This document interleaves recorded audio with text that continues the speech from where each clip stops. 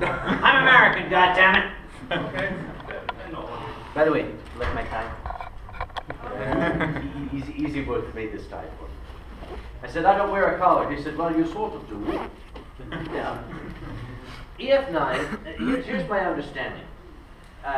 Eurofrance is supposed to be in a different European nation every year. I don't mean to stand in front of you guys, but this is the only way everyone can see.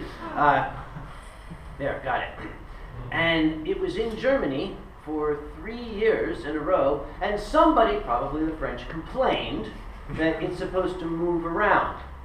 So Cheetah and his crew, they said, okay, who wants it next year? And the room was quiet. And then way in the back, a little hand from the Czech Republic went up. So Cheetah said, okay, it'll be in Czechia next year. And all the Germans went, no, this is bad, 9, 9, 9.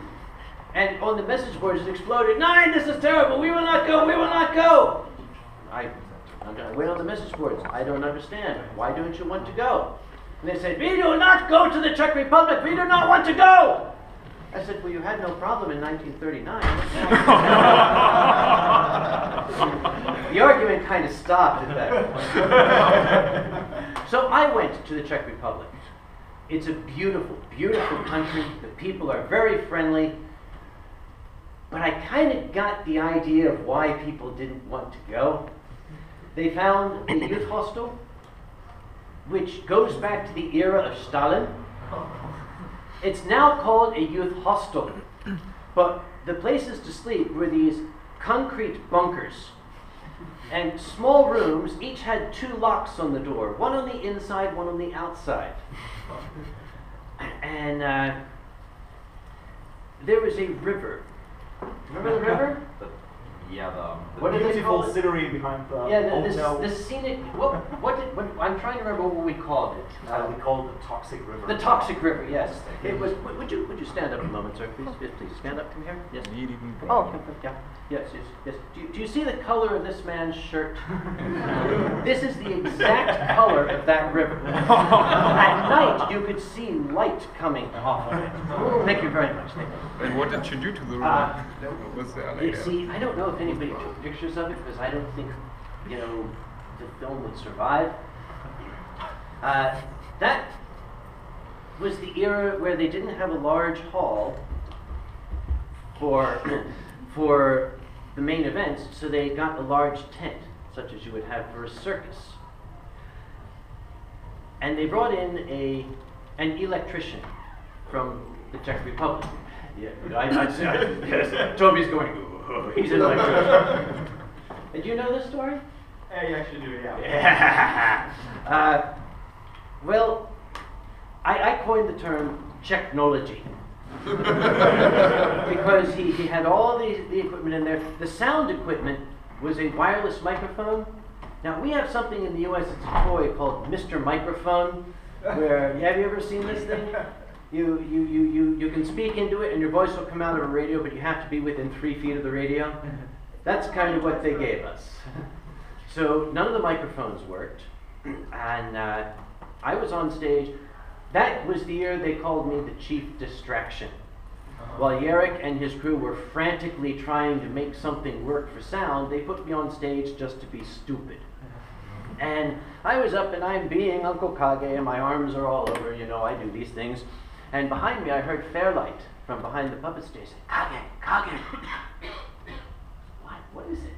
He said, don't touch the light pole, it's under current. Well, of course, it wouldn't be a light pole if it wasn't under current. So I didn't understand, so I thought I'd make a joke out of it. I said, do you mean this light pole? He said, no! He's serious, isn't he? You see, the electrician had not taken the time to ground any of the equipment. So everything metal had 240 volts facing you. Cheetah discovered this. Tani made a shirt of Cheetah touching all his fur standing on end. That's when the rain started. I'm going to leave it at that and let one of these guys say something. Go for it. Pick a story. Any But you have to stand up here to tell it, and you got to be right in the exact center, so this fine gentleman and this fine gentleman can see you. And don't move. You can only move this far. All right. So, I'll just get up for a change. Yes. It's like, hi, tag. Tag. Oh, sorry. American wrestling. Yeah. Yeah. Well, that's Go not ahead. me. Well, okay. For a change, not on your friend's story, but pretty silly nevertheless. On Confuzzled 2011, I guess. There was an interesting security incident. Please excuse my voice. We had multiple reports of a person smelling like weed, like grade A, really good stuff, weed.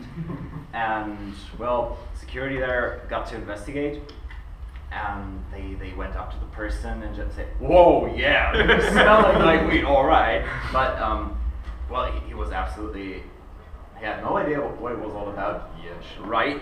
We all know never anybody notices anything about himself. But, well, we couldn't find anything. In fact, in the UK, at a certain point, you've got the right as security to search the rooms, search their stuff. And since we got multiple reports all the time over the whole convention, and he actually did smell very bad, well, we had to investigate because drugs on the con, nope. And the funny thing is, although we did not find any stuff at all, and he made a good impression too, so it didn't match up. So what was going on there? When we searched his room, Cold Wolf, who's in our team as well, when he was going through the drawers in the presence of people, and the room owner, of course, went through the bag just to see if there's anything maybe under the bag bottom. He had an idea, because at the bottom of the bag there were 2 bottles of deodorant, Axe chocolate, and correct me if I'm wrong, what was the other one? I don't know. I was Axe Africa? Well, that sounds. Axe Africa and Axe chocolate. Yeah, see, good He notes. made on notes. everything. Yeah, because my brain is totally externalized by now anyway. So, we had those 2 deodorants, we had a long-running convention, and we had a funky-smelling person.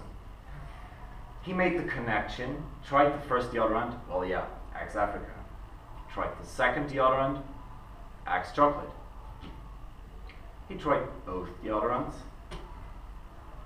and asked, "Say, good Paul, how long did you not get a shower?" And he replied, "What day is it?" "Maybe a week ago." And in fact, later we found out, doing some experiments for science, that indeed, that guy was a diabetic too, so his sweat actually smelled rather sweet. And the combination of a week of not showering, the funky smell of that, the diabetic sweat, and the combination of 2 deodorants to cover that fact, actually resulted in a scent that resembled grade A. Resemble? It was Yeah, you could just wrap him up and just put him on fire right away. It's incredible. I mean, all of you are going to try that. I know that. Please don't get diabetes just for that. Okay, that's serious condition. So that was fortunately sorted out for the greater good, and nothing ever happened. But since then, at least since then, we've been very, very careful if people are reported for smelling funky on a convention. So just so you know, maybe take a shower more than once a week, and that might just be not a problem at all. 6 to 1, please. They don't use 2 deodorants to cover everything. Yeah, try 3 or 4, maybe some. If you need a shower. Yeah, all right.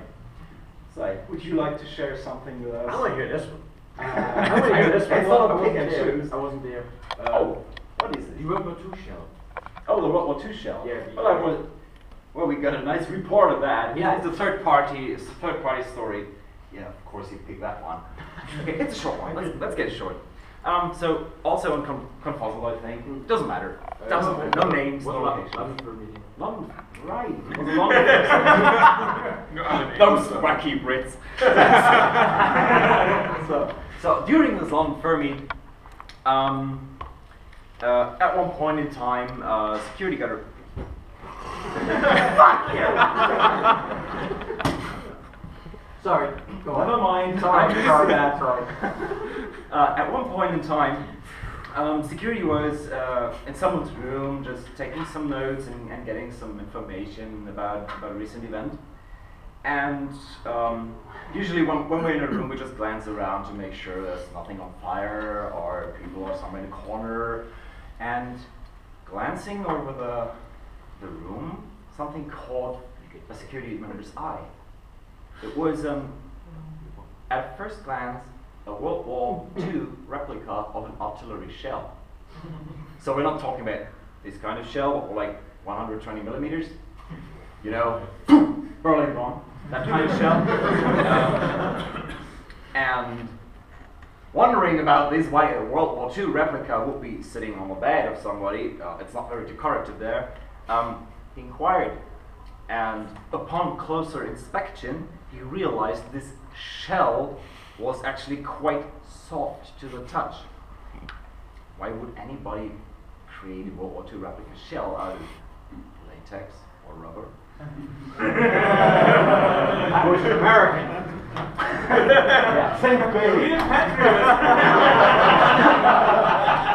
Yeah, the day we're going to find Patriot rocket replicas. Come in my room. On that subject, Darius got a story he wrote down here. I really want to know about that. But you got to stand up there where these guys can see you. Remember your hotel room? No. Wait, what hotel room? The house cleaning. Oh, which one of those stories? That's not the best one. Okay, wait, why does every one of these involve latex? Excuse me. Holy dude, you got a thing for this? What is this? So, go on, tell your story. Just proxies, yeah, really? Okay. Oh, yeah, Then I'm telling one that doesn't involve. Go on. What was it? U-turns? It wasn't in the Ringberg, definitely. In Nuremberg? I think it was in the Ringberg. I don't remember. Doesn't matter.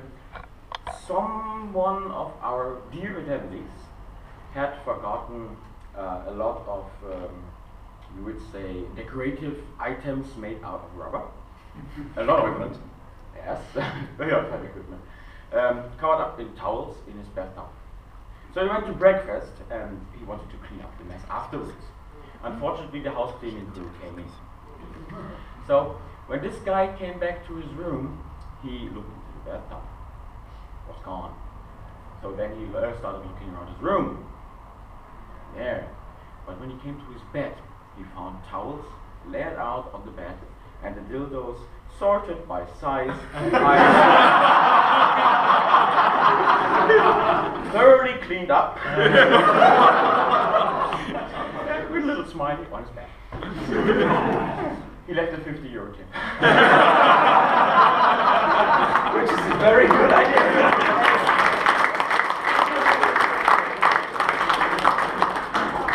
Can I talk about something that doesn't have dildos in it? Any of such stories.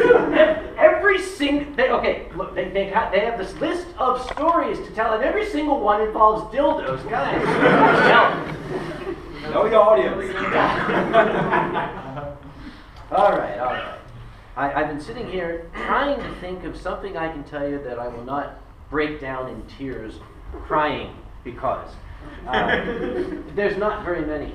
When you run a convention the size of Anthrocon, awful things are going to happen. I can give you my very first awful thing. It was my first year as chairman, and I was okay. I'm going to do this. I'm going to show the world how this is done. And I learned within 5 minutes that chairman doesn't walk around like this. Chairman walks around like this. I was told on the radio that there was a telephone call. So I went upstairs to find my entire security crew clustered around a telephone. And they did this. And I took the telephone and I said, hello. And a woman's voice said, my son ran away from home and you haven't.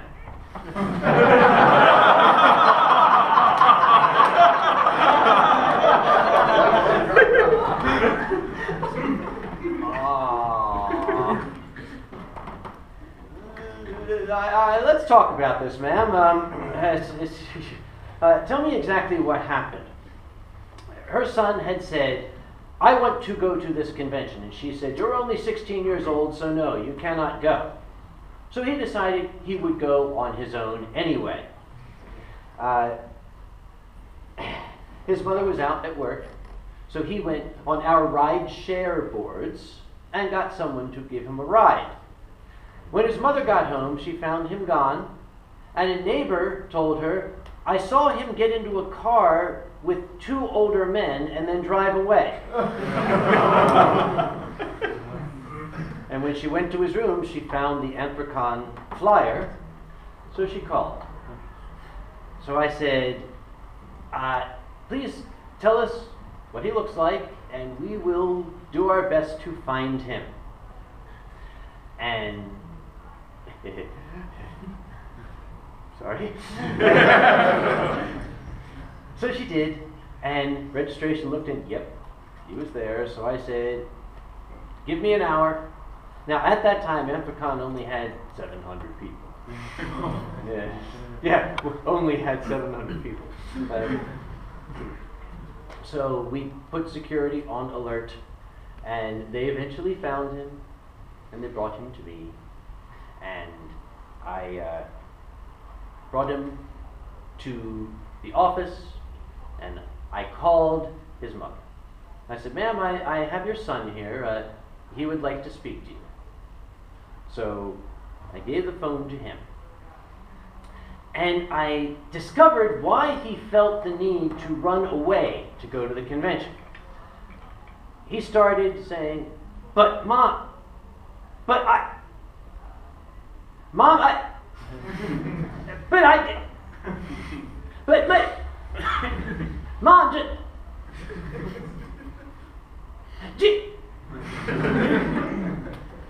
I went into the next room. There was a television, so I turned on and I watched a TV program.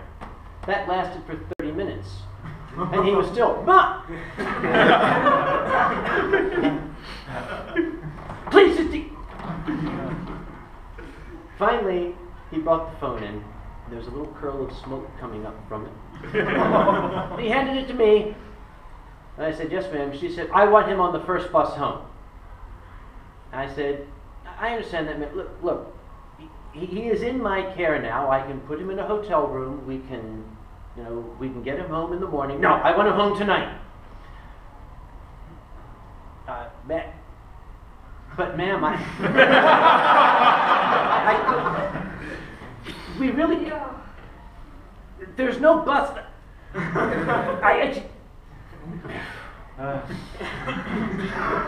We found from one location nearby one single bus that would take him to his home.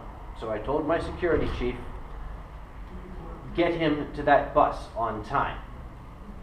So he went there just before Uncle Kage's story hour. Now, when a performer goes on stage, he's always a little nervous. I was very nervous. So nervous I was spilling my wine when I was trying to drink it. He called me 2 minutes before and said, the bus station is closed. There's no way to purchase a ticket. And I said, I don't care what you have to do. That boy is going to Long Island tonight. So I went on stage. There's an old, ancient videotape from that year of my story hour. The first 15 minutes of the story hour is slow, shall we say. I don't seem to be really in the groove. And then, at the bottom of the camera, you see my security chief run up with a small note that he hands to me. And I read the note. Now, on the video, I look at the note and I go, like that.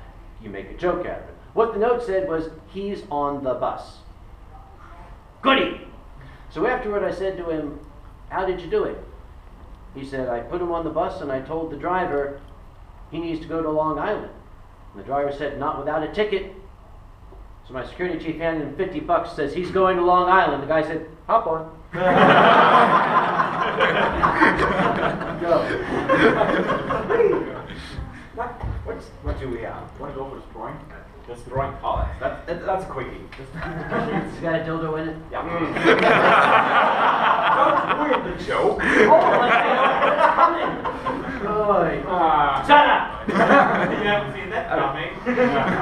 Yeah, let's come to the point, shall we? You got one more time, I'm going to throw applesauce on you. Here. Yeah. It's slightly cooled for your pleasure. Thank you. Just slightly cooled. All right, so we have a lot of dildos on conventions, which is not a surprise in itself. However, sometimes they pop up at unexpected places. That's a mental image I don't need. Just you wait. So usually that's an EF, I don't know, 10, 15 years ago. Ages. What's your reference 5? Your reference 5. Oh my god, I was so cute that time. Yes, he was. Sorry. Yeah, you won't be hitting on me. I was almost sober then. Yeah, almost. All right then. So it was like EF5, and usually after we finish that hasn't changed for 15 years now. After a puppet show is done, we have a huge load of props nowadays. A huge load of props. Everyone got wood to spare, and all that stuff needs to go because we don't take this with us and put it in the storage because we can't need it. So during that Eurofurence, I think it was the first time ever we put up a show, which basically consisted of 4 people, a stage of that size. So puppet theater in its purest form. The thing is, during that time we had protagonists in this puppet theater whose lecturers, a real prick, making sex jokes all the time, so basically all the same as now, and we had some interesting props there, which ended up in the trash behind the hotel. So this trash bin wasn't quite prepared for this, and all that trash, that mountain of trash was built up in the trash bin, and the trash bins beside. And the interesting part was, when somebody went up to clean out the trash, he allegedly opened up one of the trash bins, and pop goes the weasel, goes such a dildo prop, which we absolutely needed for the show, I promise. And I would say he never lived to tell the tale, but then I would be lying. So this actually did happen. It's only slightly fabricated. And since then, they have been more careful with their trash bins.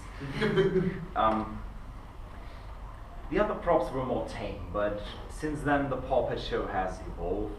We have other problems now. No, we make more rude jokes. Those don't end up in the trash. So, do we have another interesting thing? Oh yeah, to tell? Do you all know what a coitus interruptus is? Yeah. No, when you disturb someone during sex. Disturbed. Yeah. Have you ever tried it with a rifle? What about? I'm getting more and more hoarse. Yeah. Your turn. Very well ago, back in London. Why is it always London? It's always London and dildos. No, dildos. Okay, good. Butt sex. All right. In a rifle. Butt sex or butt And sex? a lot of rifles, yes. There was a room party, a really big room party at one Christmas. Problem was, 2 people were in one of the bedrooms and they were supposed to come out to do some event or something like that. I don't remember exactly. Those guys had an airsoft group. That was the room party all about. So there were airsoft rifles lying around. Now, when security went up there, of course, they were a bit alarmed, let's put it like that. They got into, let's say they tried to get the people out of the bedroom to talk to them. Unfortunately, the door was locked. Nobody answered the knocks, so what should they do? They sat down, waited for them to come out. So security gets a bit bored every now and then when we don't have anything to do. That means we get really stupid ideas. At least you. Yeah, our team leader for crowd control actually started playing around with the rifles. So they shot each other. They found that funny. And then he got a stupid idea. So they lined up in front of the bedroom door, kicked in the door, and saw them in the middle of the act. One bent over, lying on his back. Yeah, We don't need details. We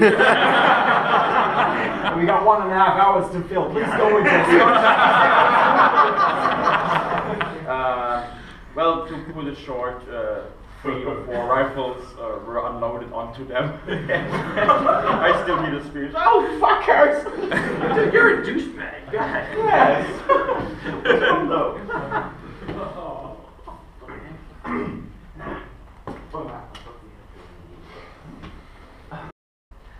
Incidentally, if you're going to put this on YouTube, blank this out because some motherfucker will try it. Now, we trust you guys because you spend a lot of money. You know what goes in to running this thing. Since I'm on the topic of sprinklers, I'm going to do 2 in a row. Yes, I do. Do you see this up here? What the first thing? Yes. If you're a fursuiter, don't hang the fursuit from that for it to dry. Ask me how I know. That is not a fursuit hanger. There's a little wax tube in that thing, which holds back a force of water of very, very close to 2,000 kilograms. Okay, in English, we call this a sprinkler. That's not a good word. Sprinkler sounds like... No, that is actually a water cannon. It is designed to put out a fire. It's not designed to water the garden. When this fursuiter put his fursuit on there, it broke that rod, which is designed to melt in high heat. The amount of water that came out did approximately 15,000 euros worth of damage to the hotel. The force of the water coming out scoured the ceiling and actually tore the ceiling away all around it as well as the floor. Because when you want to put out a fire, you don't care about the plaster, right? You can put that back. There are pictures of this where it had just, it was like they took a water cannon to the room. And this was on the 19th floor. Water likes to go down.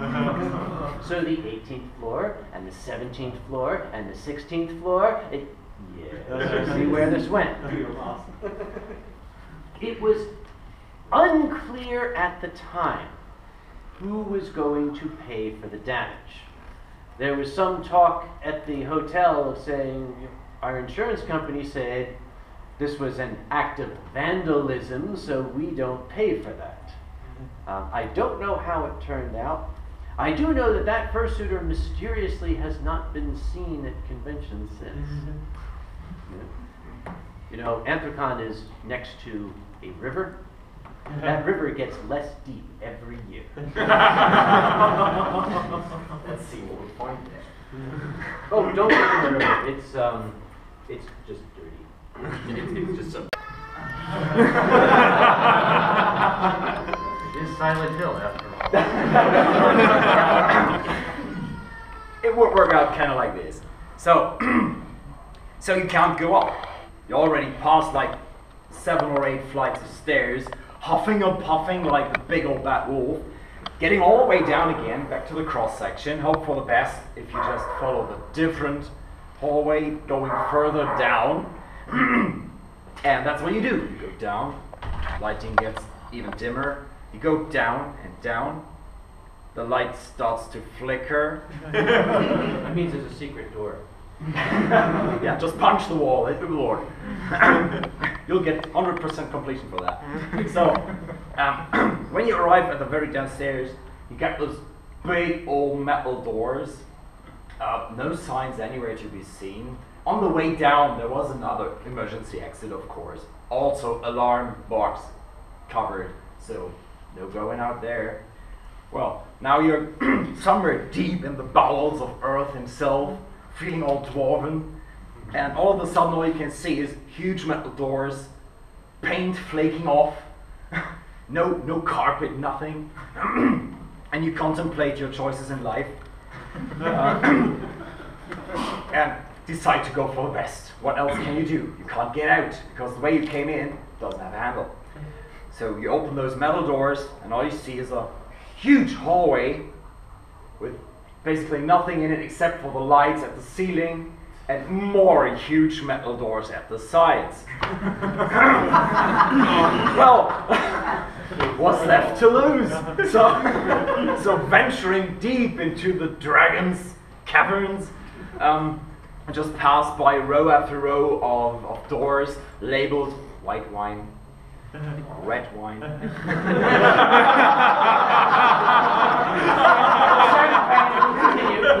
champagne at 3 degrees Celsius, and well, garbage right next to the champagne. So well, and then the signs start to crop up as well. So you got, for hygienic reasons, do not enter. Right next to the garbage room. So, okay. So venturing forth, a little detail. The storage rooms were numbered: storage 7, storage 8, storage 10, storage 11. There's just a piece of wall between those. Let's just consider this not a problem at all. I'm sure there's nothing behind that wall at all. But venturing forth through that obvious storage area, you get a bit, well, you might have taken a wrong turn in life. But continuing on, you'll end up somewhere entirely else. There's just even more doors, and all we could think of would be placing a radio down there with instructions and some batteries up where you enter.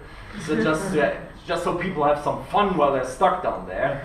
And I think over the course of that con, we fished 5 or 6 people out of that stairway. Just call down, someone will answer. Usually a weeping little voice, help! I've fallen, I can't get up. It's kind of cute when they get up. I have people come to me, all shivering. I went into that stair. Oh, that stair. I don't want to go in there. You need to put up a sign. Well, we did. People still end up in there. So, well, if they want to, feel free. But really don't. So we're just glad that we don't find any skeletons lying down there with pieces of messages scrawled on the walls.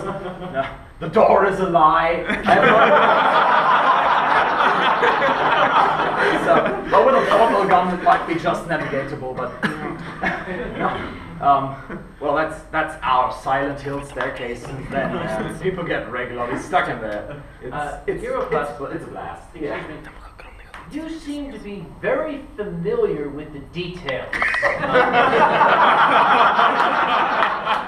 But 3 degrees Celsius kind of, well, we're a bad idea. It's all fabricated. If you want to know what's behind the wall, look at your 10 Eurofronts next year. Ah, that one, yeah. That one. That's where the bodies are. Yeah, well, it's a cooling storage after all. We won't want to stink up. Hold on. That's 20% cooler, yeah. That was funny. It does smell. My turn. What do you want to know? Yeah, you pick. Yeah, you know, we've got single words written down here, and you can totally make sense of that. Oh, the prep. Oh, that's really, really good. Yeah, that would be a nice. Oh, yes. Let's go, Flip. Was it last year? I think it was last year. Wow. Okay, shall we do that together? Yeah. Okay. Sorry for not doing So let me do the Break setup. my ankle. Let me do the setup so you can refresh yourself a bit. So, doing security work, it's kind of usual to encounter the silliest of things. That's why we're all here, right? So, we have a couple of medical issues as well. We have the medics for that usually.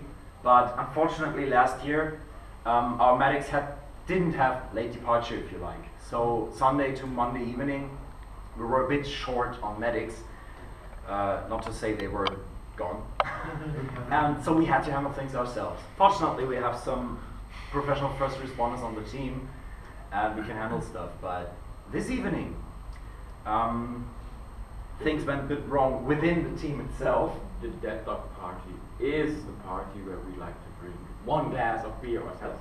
Yeah. Because that's Out the of only night three, where one. we could usually do that. One. We make medics with beer. So Jarvis and I were drinking. Yeah. Fun. At least a bit. What we call fun. And I got a bit tipsy, and he got a bit tipsy.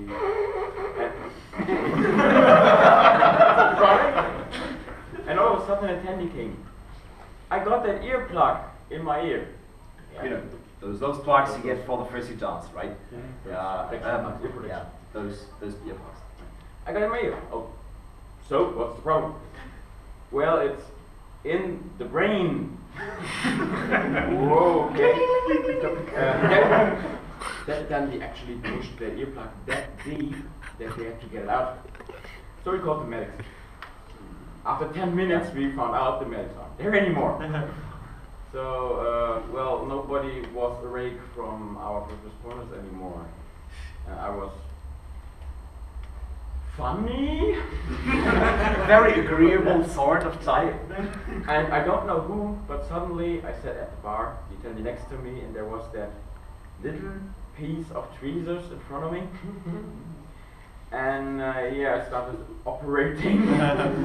Oh yeah. Like, oh, remember, don't remind me. it looked kind of like